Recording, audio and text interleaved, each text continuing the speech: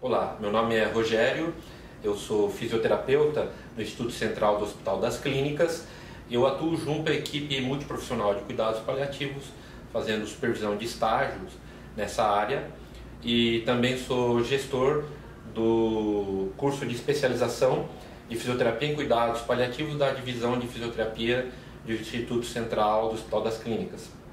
E hoje nós estamos recebendo aqui o meu amigo de mais de 30 anos, o Tom Almeida. E o Tom é formado em comunicação social pela FAAP, com especialização em desenvolvimento humano pelo CTI, Coaching Training Institute, fundador do movimento Infinito, Inspirações sobre Vida e Morte, é co-criador dos projetos Cineclube da Morte, Sala Online do Cineclube da Morte e A Morte no Jantar. É co-idealizador da Jornada Eduardo Alferes de Cuidados Paliativos, além de palestrante e consultor em desenvolvimento humano. E a gente estudou junto no colegial na cidade de Assis, no interior de São Paulo, né? E depois do colegial, cada um seguiu o seu caminho, foi fazer sua formação. E o que é incrível dessa roda da vida é que a gente acabou se reencontrando falando do mesmo tema, que nem é tão conhecido por aí, que é cuidados paliativos. Porque cada um, à sua maneira, acabou entendendo a necessidade de uma abordagem diferente para os pacientes portadores de doenças avançadas, e o Tom na condição de um familiar que vivenciou tudo isso, e eu como um profissional que sofreu com abordagens inadequadas, enfim, eu como um profissional acabei sofrendo também. E o envolvimento do Tom com os cuidados paliativos se deu por conta do primo dele, que tinha câncer no fígado e era advogado e redigiu a própria diretiva antecipada de vontade. E para quem não sabe o que é a diretiva antecipada de vontade, ela trata de um conjunto de vontades prévias, expressamente manifestadas pelo paciente, sobre cuidados paliativos e tratamentos que deseja ou não receber no momento em que estiver incapacitado de expressar a sua vontade de forma livre e autônoma. Lembrando que esse testamento vital, essa diretiva antecipada de vontade, ela não é imutável. A qualquer momento o paciente pode dizer que quer voltar a ter a receber todo o tratamento possível e imaginável, e pode depois voltar a desejar não receber esse tratamento a todo momento. Isso não é imutável. Então, tirar esse mito de que se fizer o testamento vital não tem mais como modificar. Isso é muito importante. Começando o nosso bate-papo aqui, eu queria saber de você, Tom, o que é cuidado paliativo para você, o que você entende por cuidado paliativo, trazer alguma coisinha assim na visão de uma pessoa que não necessariamente é um profissional da área da saúde, mas que viveu isso. Eu acho que, bom, primeiro, feliz pra caramba de estar aqui com você. Engraçado como a vida dá... É bonito isso, né? Os ciclos da vida, né? Quem diria que a gente estaria tendo essa conversa aqui hoje. Então é muito legal, é muito bonito isso. Para mim, cuidados paliativos, para mim não, é o que eu entendo, e eu vivi, cuidados paliativos é conforto, é olhar para a pessoa. Eu acho super bonito quando se fala de cuidados paliativos, que assim, olhar para a pessoa ao invés de olhar para o tratamento ou para a doença. A prioridade é olhar o que é essa pessoa, qual a história, quais são as necessidades, qual é a vontade. Olhar de verdade para o que está acontecendo. Eu acho que é colocar os médicos e os profissionais de saúde, aceitar que todo o conhecimento deles não é nada se não tiver a participação do paciente, a participação da família, para somar esse conhecimento e entender para onde se quer ir. Então tem a ver com respeito, tem a ver com cuidado, tem a ver com conforto. Acho que para mim é isso.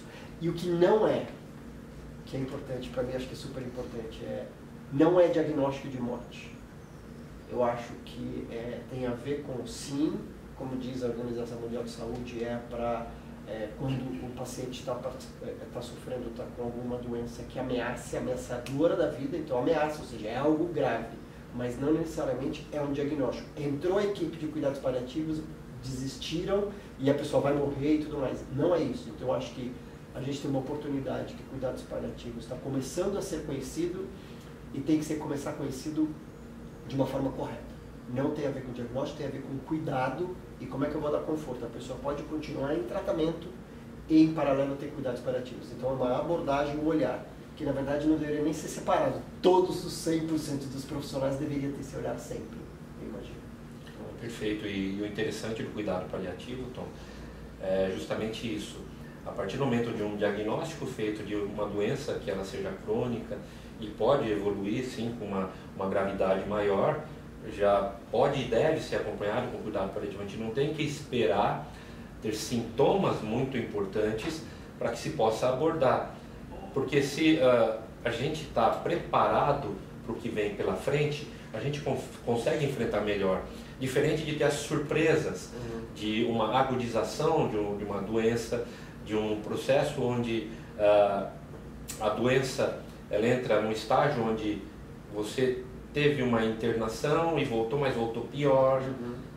Isso sendo uma surpresa é muito ruim. Se a gente já está preparado para isso, a coisa se torna melhor, a gente consegue entender melhor o desenvolvimento de uma doença. Claro. Né? Então, fantástico a sua colocação. Deixa eu só comentar um ponto que o Du, que vai me confrontar, né, o meu primo Eduardo, que me fez conhecer cuidados paliativos e está vivendo isso agora, no sentido de divulgar o que é isso, ele dizia o seguinte: tão importante quanto descobrir o câncer logo no início, é importante que cuidados paliativos também entrem logo no início. Porque ele dizia que cuidados paliativos chegou nos últimos 3 meses da vida dele. E ele viveu 3 anos e 3 meses com a doença. Se tivesse chegado antes, teria sido um impacto muito mais positivo. Ele teria vivido com muito mais qualidade, com muito mais conforto, com muito menos dor e provavelmente ele teria vivido mais. Não por uma questão de ficar postergando, mas com uma qualidade de vida ele estaria mais forte, fisicamente, emocionalmente, para prosseguir. Então chegou no finalzinho, foi transformador, ajudou muito ele ressignificar o que ele estava vivendo, a morte, a vida, o legado, mas se tivesse entrado antes teria sido diferente a história. Perfeito. Aproveitando a deixa, coloque aí toda a sua experiência como um familiar, como um cuidador, como uma pessoa que vivenciou na pele, porque, veja bem, eu vivo isso na pele, mas do outro lado, do lado do profissional. Você viveu na pele como um familiar, uma pessoa que sentiu todas as dores do cuidado com um ente querido, né? Traz essa experiência pra gente aí, que isso é fantástico. Sim. Começou com o Eduardo, meu primo, a gente era muito, muito próximo quando a gente era pequeno, e daí como a gente, com a vida foi colocando, a gente se distanciou, e eu fui reencontrar com ele quando a gente soube que ele estava doente. Chegou a notícia pra mim, o Du tá doente, e é muito sério, é muito grave. E eu brinco que na hora eu fiquei meio com medo, e como fazia bastante tempo, chegou a passar pela minha cabeça. Eu falo que eu tenho até meio vergonha de falar assim, acho que eu vou fazer de conta que eu não estou sabendo, sabe? É medo, a gente tem medo. O que eu vou falar, o que eu vou fazer nessa situação? Mas óbvio que não fui atrás. Daí eu comecei ele morava em Bauru, mas ele vinha muito para São Paulo, para fazer todo o tratamento e tal. E eu, toda vez que ele estava em São Paulo, quase todo dia eu encontrava com ele, ia no hospital e estava com ele conversando. E eu acho que eu fui abrindo espaço para ele, eu acho que da família e dos amigos eu era a pessoa que estava disponível para ele para falar o que ele quisesse. De não ter medo, de enfrentar o que estava acontecendo ali de verdade. Eu brinco que tinha um elefante no meio da sala e que todo mundo fazia de conta que não estava acontecendo. E eu falava sobre o elefante. E não da primeira vez, isso foi sendo construído no decorrer do tempo. Eu fui ficando mais à vontade para falar. Eu fui vendo a importância das conversas. E vivendo isso, eu fui vendo sofrimento, e vi uma coisa que eu falava, isso não pode acontecer. Como que isso está acontecendo? E eu fui, apesar dele ter passado por todos os principais hospitais, nunca ninguém falou sobre cuidados paliativos. Ele estava vivendo isso, a gente estava vivendo. E nós temos bastante conhecimento e eu não sabia de cuidados paliativos. E daí, por causa de pessoas que eu fui conhecendo por fora e conversando, que eu fui descobrir. Daí chegou até mim, através de uma amiga que me deu de presente o livro da doutora Ana Cláudia, né, A Morte é um Dia que Vale a Pena Viver. E ali foi uma revelação. Eu falei, é isso. Eu devorei o livro e dei de presente para o Du. Você leia isso. Ele leu e falou, nossa, é tudo que eu quero. Daí ele deu para a mulher dele, ela leu o livro e daí abriu-se uma forma de conversa que a gente não estava conseguindo ter antes. Eu tinha com ele, mas era truncado, agora a gente tinha um caminho.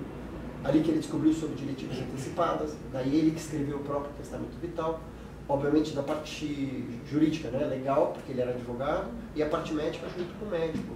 Eu fui descobrir o médico no Santa Paula, que ele já estava indo no Santa Paula há muito tempo. através de contatos. Descobri um médico em Bauru, que ele passou todo o tempo e não sabia que tinha um médico em Bauru que trabalhava com cuidados paliativos, foi descobrido só no final. Então, primeiro foi isso, foi muito difícil chegar. Então, primeiro para mim por isso que tem essa vontade, todo mundo tem que saber que existe cuidados paliativos. As pessoas têm que chegar no hospital e falar assim, cadê a equipe de cuidados paliativos? Vocês podem, por favor, chamar a equipe de cuidados paliativos? Acho que a gente tem que chegar nesse ponto, nesse nível. Não pode ser uma coisa que é escondida, claro, para chegar lá no cantinho que a gente não consegue e as pessoas estão extremamente desconfortáveis para falar sobre. Então, essa foi essa primeira coisa. Então, daí quando entrou os cuidados paliativos, que foi nos últimos 3 meses, primeiro teve a questão de cuidar da dor física dele, que existia um total abandono em relação a isso. Todos os médicos falavam, é isso, meio que é isso. E não era isso. Aceitar que a dor faz parte e não tem o que fazer bem aquilo tipo de desistir. Não tem mais o que fazer. Não tem mais o que fazer pela doença e pelo tratamento. Pela pessoa tem.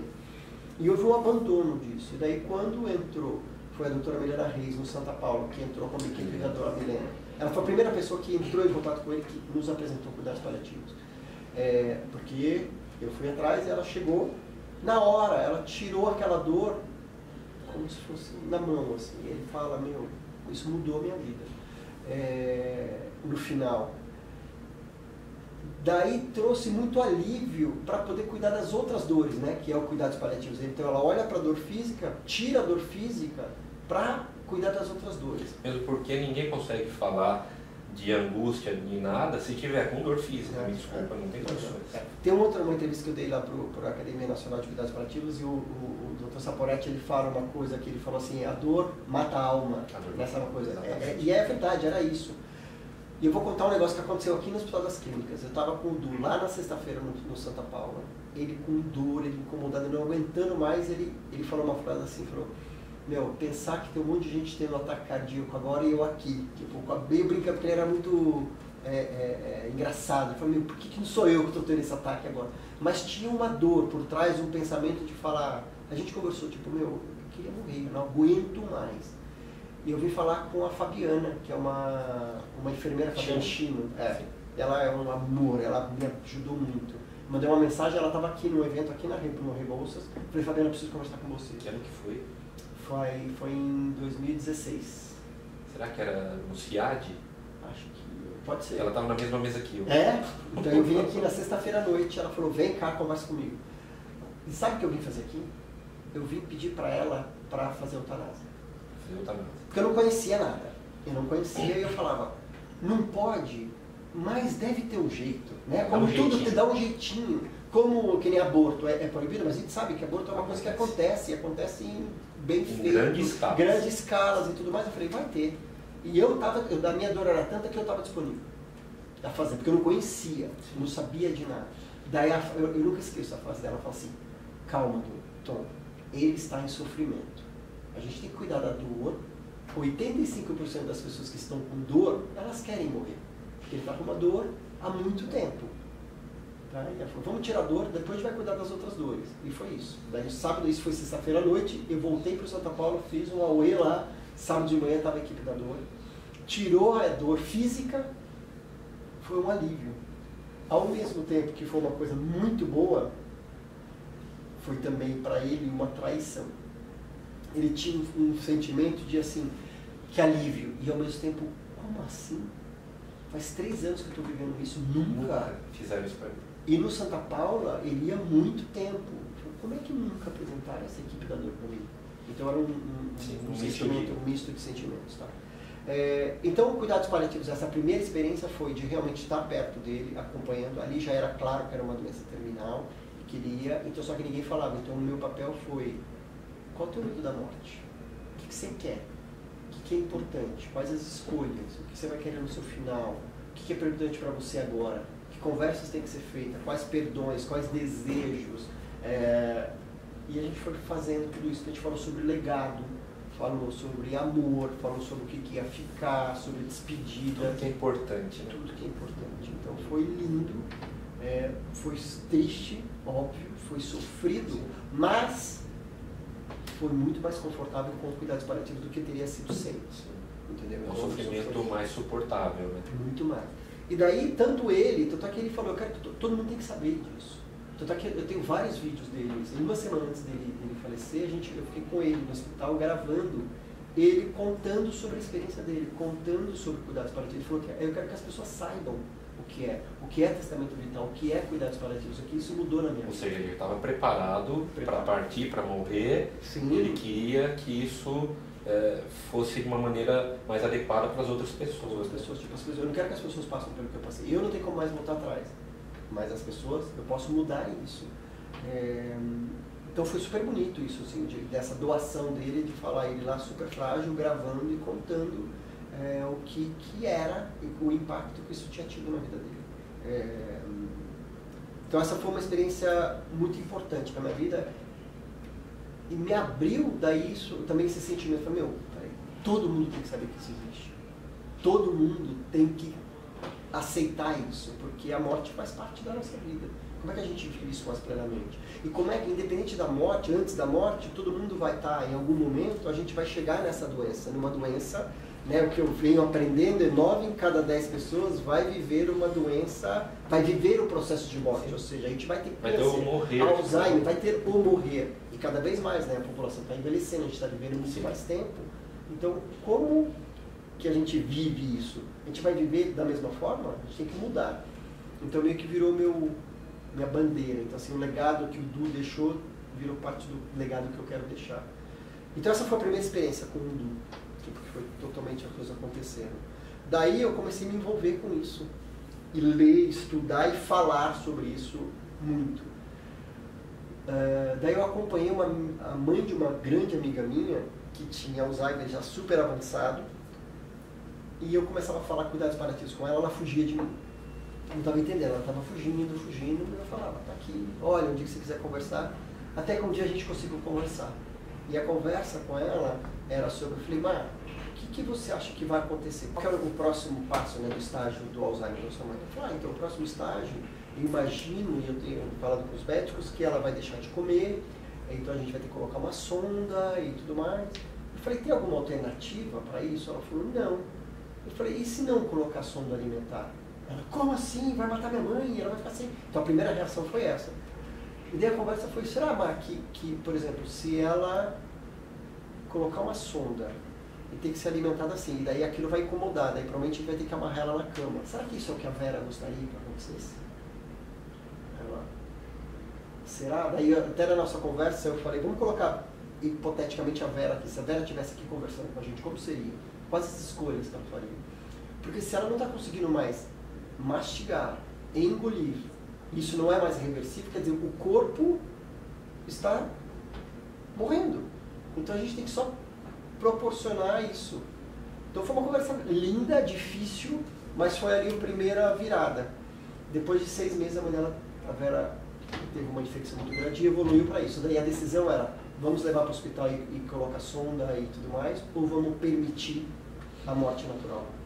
E daí começou o processo de, não, vamos permitir o processo da morte natural. Então daí chamou uma equipe de cuidados paliativos, e daí eu tive a oportunidade de acompanhar a Marcela, porque a Vera, ela já estava totalmente, né,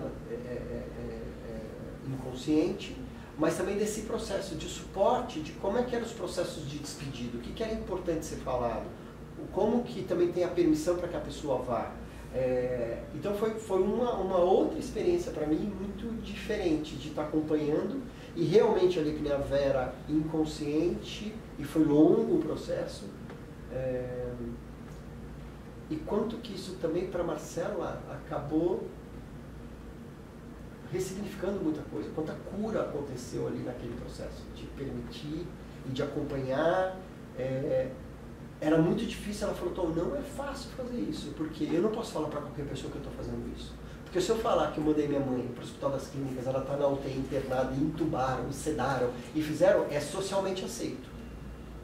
Falar que eu estou deixando, muito entre aspas, minha mãe morrer, tem muito julgamento. E o interessante, Tom, tem a ver com Constituição. Nós, segundo a Constituição, temos o direito à vida, mas nós não temos o dever. Exatamente. Temos o direito, é um direito estar vivo, mas não é uma obrigação. O que a sociedade impõe pra gente é que é uma obrigação, então você tem que entubar, você tem que fazer tudo. A gente, não, isso E isso causa um sofrimento para o paciente, um sofrimento para a família e um sofrimento para toda a equipe médica também, porque ninguém está feliz em ver aquilo. Mas o que eu venho aprendendo é que também a própria equipe médica que não está preparada lida muito mal com isso. Sim. Né? Que daí vem na outra experiência que eu tive agora recentemente, a oportunidade. E na verdade eu acho que é uma oportunidade, porque eu acho que foi muito bonito que eu consegui viver com meu pai, que ele faleceu faz 2 meses, lá em Assis. E a gente já tinha aceitado que isso iria acontecer. Óbvio, ele já estava com 87 anos, então lá em casa nunca houve, não vamos fazer de tudo, não, a gente vai dar conforto.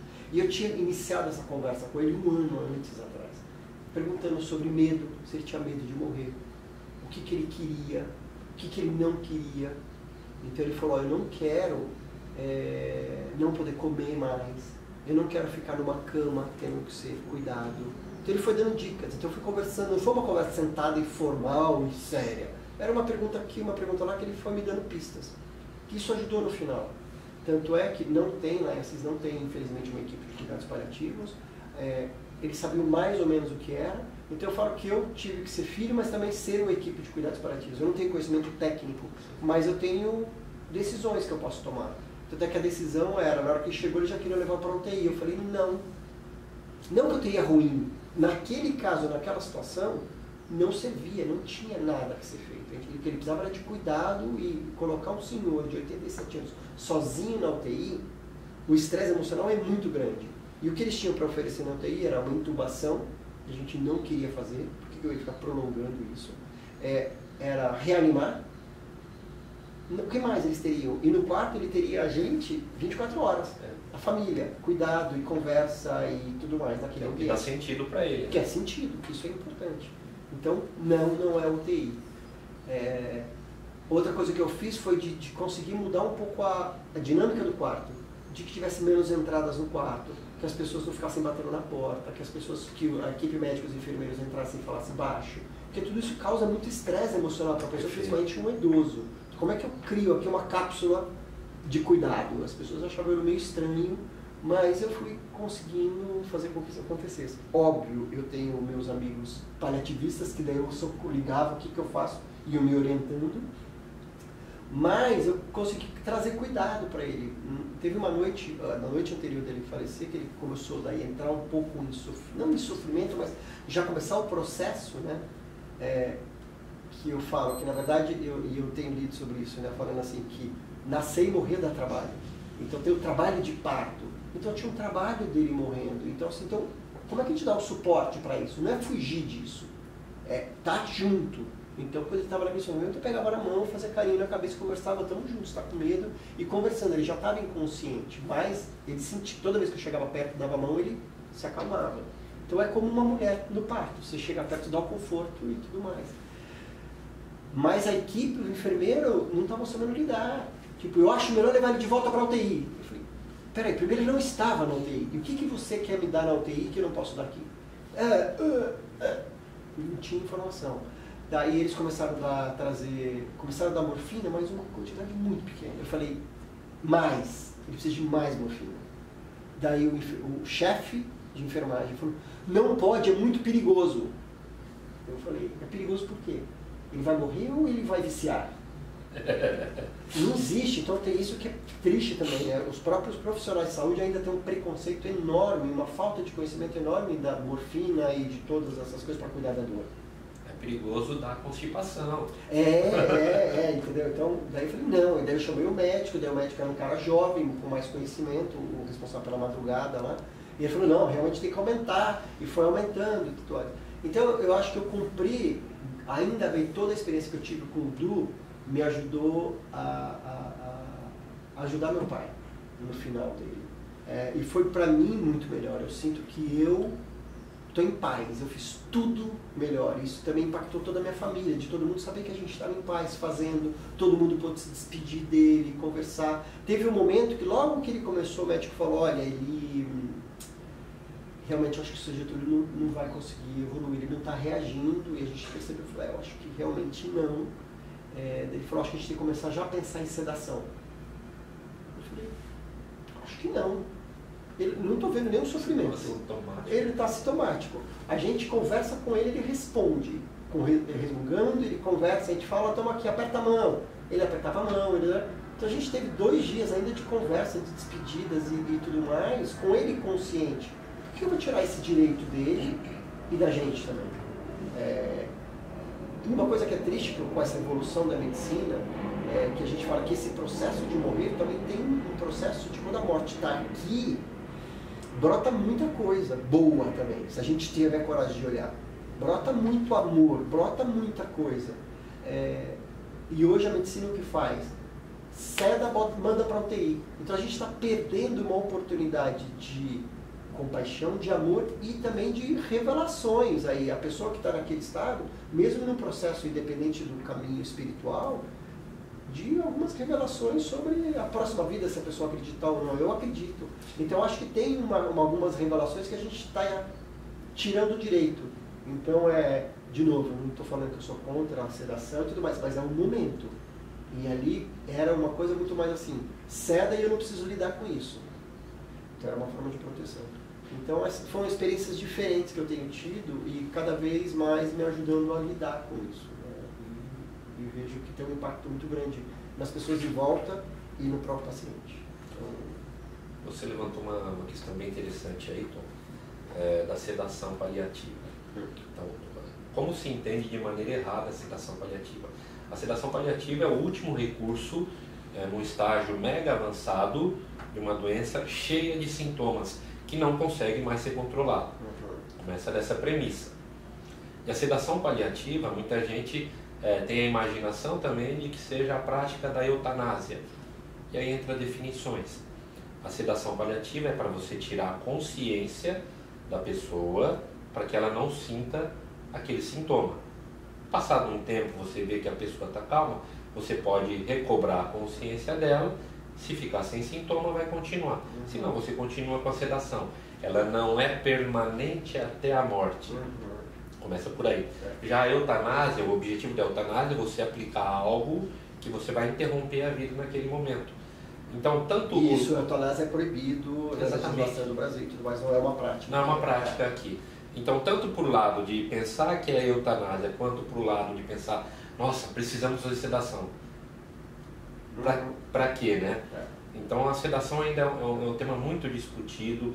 Tem profissionais que dizem que não existe sedação paliativa, profissionais, médicos, profissionais da saúde.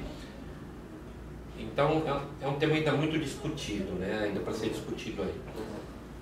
E já pensando nisso, nessa dificuldade de compreensão, você como uma pessoa de fora da área da saúde, como é que você vê a formação atual dos profissionais da área de saúde, qualquer área que seja?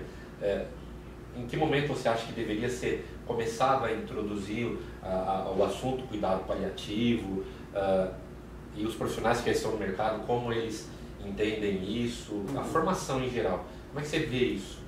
Eu vejo que hoje em dia é muito triste, porque não é falado, as pessoas não sabem. Então eu acho que é uma lei que deveria existir. Todos os cursos de formação da área de saúde deveriam ter cuidados paliativos, não como uma aulinha qualquer, na grade, na grade e como uma coisa extremamente importante. Então eu acho que é fundamental, é como base. Eu acho que é tão importante quanto aprender qualquer questão muito técnica. E de cura mesmo. E de cura, acho que é o mesmo grau de importância. E eu acho que por 2 razões isso é importante. Primeiro, porque é o tipo de cuidado que tem que ser, que nós, como pacientes, familiares e tudo mais, merecemos receber. Então acho que é fundamental. E tem um outro lado que é o seguinte, o que a gente, cada vez mais o que a gente tem ouvido é índice de estudantes de medicina se suicidando, ou seja, um estresse, um burnout muito grande. E o que eu venho, nenhum dado científico, mas o que eu venho aprendendo, quanto mais as pessoas que estão envolvidas com cuidados paliativos e têm esse olhar, elas encontram o propósito de vida que é o cuidar. Porque em qualquer formação, principalmente na medicina ou em casos de terminalidade, sempre eles têm uma promessa, vou salvar vidas. Não tem como isso acontecer. Tem momentos que isso acontece, mas daí sempre eles se sentem de uma certa forma perdedores. Eu perdi essa batalha. Eu já ouvi casos de falar que médico fala assim, no meu plantão o paciente não morre. Então tem umas lendas aí que estão totalmente erradas. Então eu acho que também tem essa importância para que as pessoas comecem os profissionais viverem se relacionando bem com isso. Não, meu papel é cuidar, eu não preciso salvar. Tem momentos que eu não vou salvar, que eu não vou fazer de tudo, eu vou fazer tudo pela pessoa. Então acho que tem um impacto dos dois lados, o impacto para o paciente e o impacto para toda a classe médica e da saúde. Então eu acho fundamental. Fantástico. Isso não existe, né? Hoje quase não tem na grade. Não existe, infelizmente.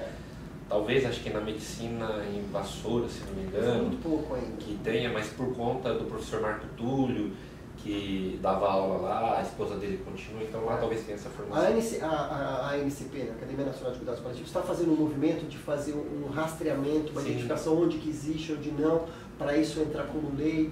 Tem um lado bonito disso tudo, que é... O lado triste é, a gente não tem nada disso ainda. O lado bonito é, que bom que a gente está fazendo parte dessa grande transformação. Que bom que a gente pode se espelhar no que está acontecendo em outros países já muito mais desenvolvidos e a gente não precisa reinventar a roda. Então vamos simplesmente trazer e adaptar e fazer acontecer. Então tem uma transformação que está acontecendo a passos largos, ainda pequeno, mas ao mesmo tempo rápido, né, meio contraditório, de mudança. E eu me sinto feliz de a gente estar falando sobre isso aqui. Eu acho que aqui já é sinônimo da importância disso. Aproveitando esse gancho seu aí dessa mudança, até recente, até agora, a gente trabalha em cima de resoluções do Conselho Federal de Medicina, em cima de código de ética da medicina. As outras profissões, o código de ética das outras profissões fala muito pouco do cuidado paliativo e a gente, não estando tão amparado por uma legislação específica, a gente tem muita dificuldade, então, para que profissionais da área de saúde apliquem o cuidado paliativo mais adequado, com medo da questão da judicialização da saúde. Então, mais recentemente, até você me alertou para isso, que a Academia Nacional de Cuidados Paliativos, na pessoa do Dr. Daniel Fortes, levou essa proposta e muito provavelmente vai ocorrer uma portaria junto ao SUS sobre os cuidados paliativos, né? Então isso é muito importante. A partir do momento que você tem uma portaria no SUS, toda a classe médica, toda a classe da saúde vai se sentir mais amparada. Então, opa, peraí, isso aqui é um cuidado que está pelo SUS, isso deve ser feito. Então provavelmente a gente começa um movimento melhor, posto que o Brasil, se a gente for falar de SUS, ele é universal, ele é para todos, ele é integral, né? Ele é um cuidado que vai ser aplicado a todos. Então, se está no SUS, isso vai ser mais bem aplicado. Isso é fantástico, isso foi algo que realmente vem para revolucionar o cuidado paliativo. E que bom que a gente já está nesse momento, né? É uma vitória, eu acho que isso é uma vitória, são grandes conquistas, acho que a equipe, o grupo todo da NCP tem feito um trabalho brilhante, acho isso fundamental, e que nem tem a Organização Mundial de Saúde, tem os códigos, né, para definir qual o nível de qualidade de cuidados paliativos. Nós somos o pior, nós estamos no pior, é o código 3A, é lá embaixo, o pior, a gente está como os piores de cuidados paliativos. Com isso, se a gente passar essa lei, provavelmente a gente já consegue pular já para o 4A, já pule um estágio, em vez de ir para o 3B e depois, se isso tudo, provavelmente a gente já consegue ter uma reclassificação e melhorar o serviço. Então isso é muito importante. É pensar no todo, né? E falando dessa formação, de toda a legislação, isso tudo, a divisão de fisioterapia aqui do Instituto Central, a gente tem um programa de especialização em cuidados paliativos específico para fisioterapeutas mesmo, né? Pensando nessa formação mais específica, saindo um pouco do escopo multi, porque quando a gente tem uma formação multi, divide-se muito para todos e a importância maior numa formação multi acaba caindo realmente para a psicologia, para a enfermagem, para o serviço social. Então, a partir desse entendimento, a divisão de fisioterapia pensou, vamos fazer uma formação para fisioterapeutas, onde a gente vai condensar toda essa formação, esse cuidado para a equipe de fisioterapia, né? E de que forma a gente enxergou isso? Dentro do Instituto Central, tinha uma angústia muito grande, ainda há, né, de todas as equipes, mas da parte da fisioterapia quando se indicava um paciente para cuidado paliativo. Então, pensando nisso, a gente fez uma formaçãozinha para os profissionais da fisioterapia para ter um entendimento maior do cuidado paliativo, o que já ajudou muito. Então, a equipe de fisioterapia hoje é capaz de identificar um possível paciente para cuidados paliativos, ou quando um paciente é indicado para cuidados paliativos, conseguir acolher toda a equipe.